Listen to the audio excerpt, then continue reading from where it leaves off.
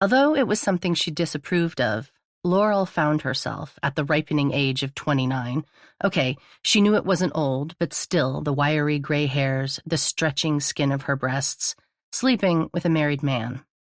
And what she discovered, quickly and with pleasure, was that it was only terrible in theory. In practice, it was delicious, thick with 1,000 forbidden things she wasn't otherwise allowed to feel.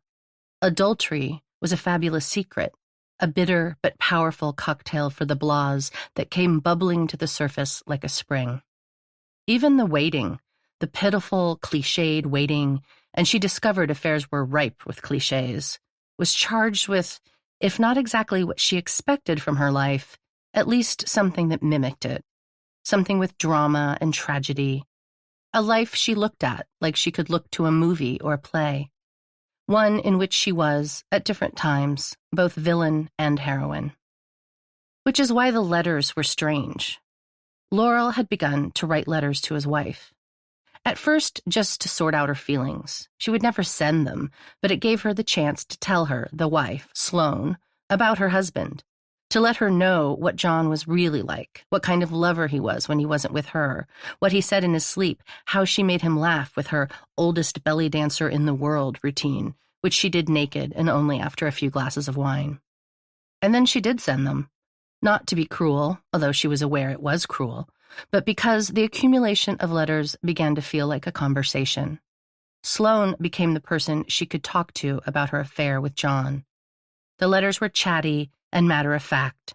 There were no apologies or explanations, just a thick stack of good cream paper that formed something like a friendship. The first letter said, "Hello, Sloane. I am the woman with whom your husband is having an affair. I assume you know something about it. In a movie you would know. Although it's true, I don't call the house or leave lipstick on his collar. I'm not the lipstick type. I'm not the affair type either, or I guess I am. I just want you to know that this is an affair and really has very little to do with you. Still, it means you and I have quite a bit in common. I ask him about you, and he is never unkind. I know you have red hair that is starting to turn gray at the temples. You never wanted children. You hate cut flowers because they remind you of funerals. You drink a bit too much red wine, but are always charming when you're drunk." She sent it on a Thursday before she and John were to spend a weekend together in wine country. Sloane thought John was on a business trip.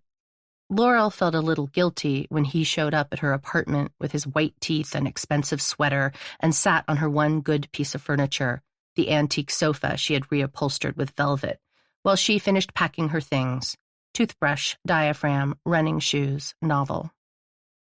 As he drove them to Napa Valley with its easy California wealth and golden hillsides, where the restaurants were intimate and well-lit, John told Laurel she had a Jewish ass, meaning, she supposed, that it was round and soft, that it wasn't the tame little ass she thought Sloane probably had. Laurel imagined Sloane as the color white.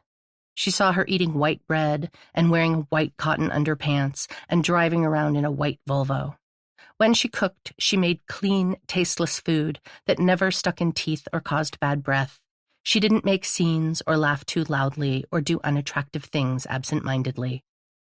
Early in their affair, right when they began to feel comfortable with one another, he had made her promise. "I love you," he said earnestly, "but I have another life. Promise me you won't make me mix them.